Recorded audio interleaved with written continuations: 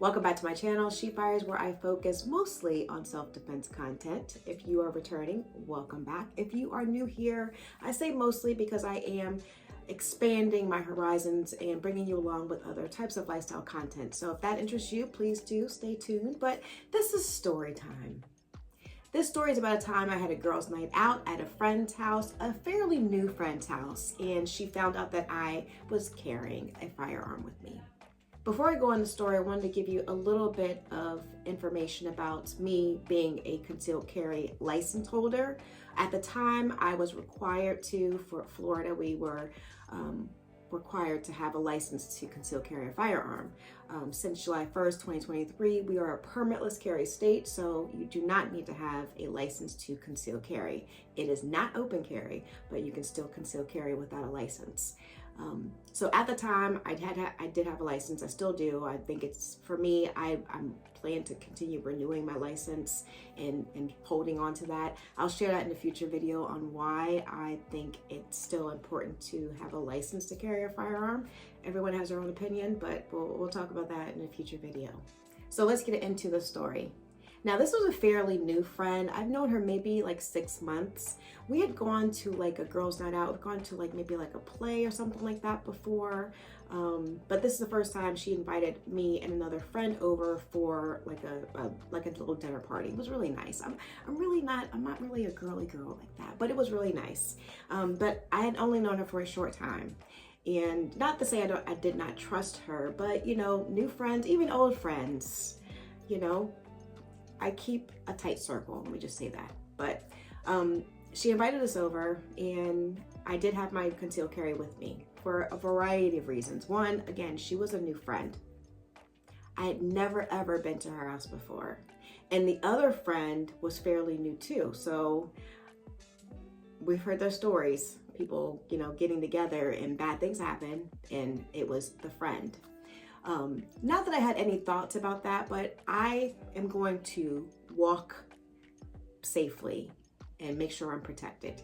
Walk, meaning move about safely, you know, wherever I'm going to be. So she was a new friend. I'd never been to her house before, so I didn't know what I was getting into. It was at night, and so a very unfamiliar neighborhood at nighttime. So yeah, I'm going to carry.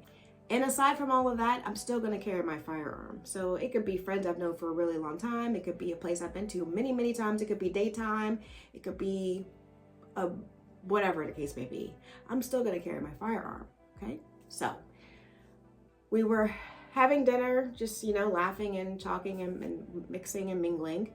And I don't remember the circumstances, how it came up, but I said that I was concealed carrying.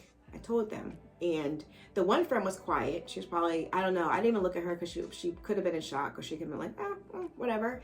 But the other friend, her response to that, because I was like, yeah, you know, I'm concealed carrying right now. And she's like, she literally, if she had pearls, she would have clutched them. Why do you have that? That's what she said. I will never forget that phrase, because I felt a certain kind of way. I felt offended. I felt like, why wouldn't I?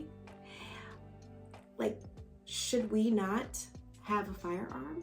Should we not want to protect ourselves? Do I have to have a black mask and cape on and you know, be a vigilante at nighttime? Do I have to be a police officer? Do I have to be a bad guy to own a firearm?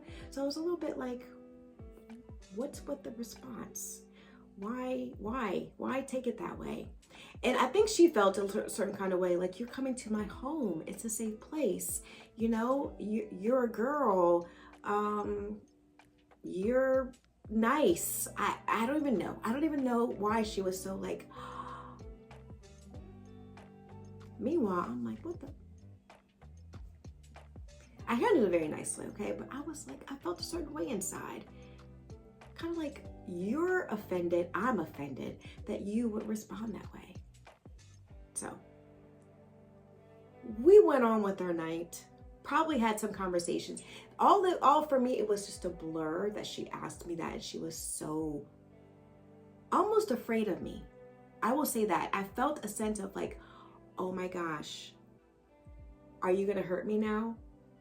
That's the way I kind of took it. Like, I see you differently now. And I was like, okay. People respond how they respond. All that I can do is be my best self. And, you know, if she thought I was a nice person before, nothing's changed. Like, I don't become a different person because you know that I'm carrying a firearm. And I think that was a moment where she may have had some preconceived idea about who should carry a firearm and what that type of person might look like. And she was very surprised that it was me, you know, little old me. So I was at first immediately like, excuse me, but then I was like, it's okay. Because these are the thoughts that people have, especially not growing up with firearms around them, or growing up with firearms and it being used in a way that makes people uncomfortable or afraid of them. I get that. I myself did not grow up with any firearms. It wasn't that it was talked about badly or anything. It just wasn't discussed. It wasn't even a thought in my mind. No, it wasn't even a thought in my mind. But as I got older and I moved away from family and divorced, becoming head of household was really when I said I need to take my self-defense, my safety into my own hands and know how to protect myself. And so that's what kind of led me down the road. I shot here and there for fun, like with a friend or, you know, just kind of out and about, but I never really thought of it in a way that this could be a tool that could help me, that I can use, not my guy, you know, or that it was a substitute or an option rather for having a dog or having an alarm system, you know, a security alarm system, cameras, motion sensors, all those things are good. All those things are good, but there's no substitute for having a firearm if you're in any kind of particular situation, because the alarm can go off, the motion sensor lights can come on, the dog could be injured by some bad guy trying to get to you, trying to get to me, and those are all obstacles before it gets to me. Good, but my last line of defense, or my only line of defense that I know that I can be personally accountable for, is having a firearm that I've trained with, that I'm comfortable with. And that, you know, now I have multiple firearms, and, you know, having one for home defense, having one for EDC. Like, I just went out this weekend and I had my concealed carry on me. It's not the same that I would have for home defense. Unfortunately, I can't carry my Glock 19 on my body, so I have something smaller. But I just wanted to share that story with you. You know, I immediately felt offended by her response to me clutching her pearls, but then I said, I understand where some people might be coming from.